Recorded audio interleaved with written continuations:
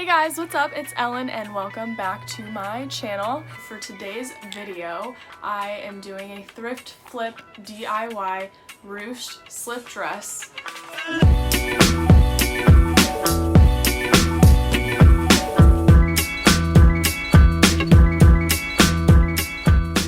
I went to Goodwill a couple days ago and I was looking in the intimates section for the first time, trying to find one of those cute cami tops that have the lace detail on the front. I couldn't really find anything that wasn't black or white, and I promised myself this year that I wouldn't buy anything black or white because my entire closet is black and white except for the things that I bought this year, like this sweater.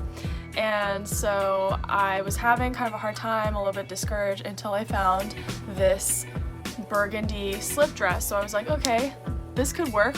So I went to the dressing room, tried it on. It was way too big on me, and come to find out when I look on the tag, it said Forever 21, and also that it was in a large. It wasn't like a pajama or an intimate dress. It was like a normal dress. So I was like, okay, cool, like I can work with this. It was like $4 whole, and I was like, yes, I am going to buy this and turn this into a cute satin slip dress. And I've wanted one of these dresses for a while, but it's very hit or miss dresses for me, and I can never really find one that fits me 100% perfect. So I was like, all right, this is the time for me to make my own dress. So this is how I made my satin slip dress.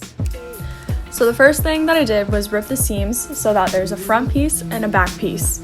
And then I laid out a yellow dress that I already had that I really liked the shape of on me, and made a front pattern and a back pattern. And to do that, I just outlined the shape of a dress with a water-soluble pencil and cut that out. I also allowed for a 1.5-inch seam allowance, but I should have really allowed for 2 inches because I forgot how tight this dress is on me, and it ended up being a little bit tight in the end, but it worked out okay.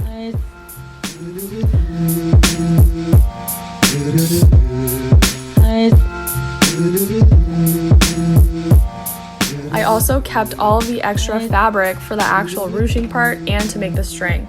Then I pinned the front and the back, making sure that both the pieces are inside out so the stitch doesn't show. When I flipped it right side out and started pinning it from where the hem is along the top of the dress, which is kind of like right underneath my armpit, around both the sides, and I didn't pin it along the bottom because I ended up hemming the bottom. I also cut off a couple inches from the bottom of the dress because it was so long on me, but I also added an inch just to hem the bottom. And to do that, I folded the bottom of the dress with the 1 inch that I allowed on the bottom. I ironed that, then I folded the end of the dress again inside the fold that I just made, pinned it again, ironed it again, so you can't see the edge of the dress with all the threads that are falling off now that it's tucked in and folded in. I also just made sure real quick that the bottom of the dress is completely straight and level.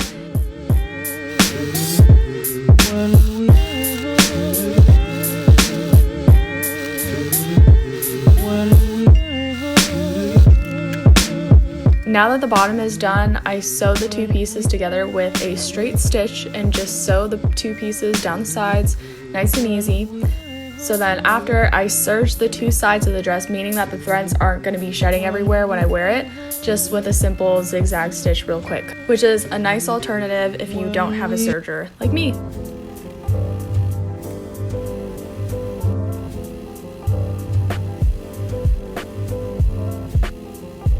Here, I cut off the excess threads that didn't quite make it into the zigzag stitch, just so I wasn't going to be itchy when I was wearing this dress. And now to make the actual ruche part, first I measured on my body how far up I wanted the ruching to be, and for me I wanted that to be about 12 inches from the bottom of my dress. So I cut a rectangle that's about 12 inches by 3 inches, cut that out, placed it on the inside of my dress, placing it on the right side so that when I flipped it right side out, the panel is on the right side of my body, aka my good side. Then I pinned it on all sides for it to stay in place while I drew a line down the middle.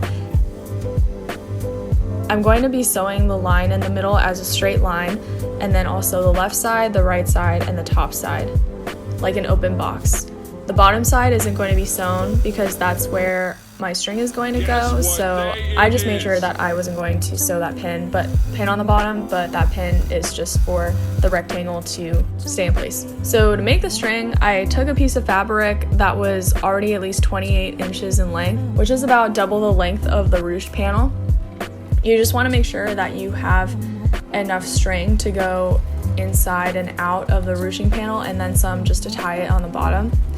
And I folded it in half, sewed it straight down, making it about 1/4 of an inch wide, and sewed one end of the string shut. Then I just cut off the excess.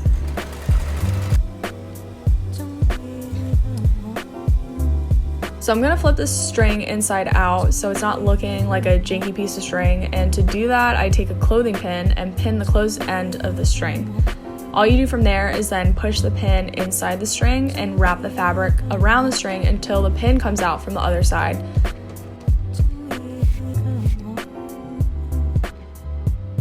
Sew the other end shut, and then you have a nice clean piece of string. Lastly, I again pinned one end of the string and threaded it through the ruching panel, and that's it. And that's it. That's the dress, ladies and gents. Here's the finished dress and how it looks on me. I also finally have a satin dress I can wear on a fancy night out. I'm quite happy with how it turned out, especially the length. I didn't want to make it too short and have the ruching ride all the way up my hips. I wanted to just be comfortable and kind of effortless but nice in this dress, and I definitely feel like I can do that in this dress.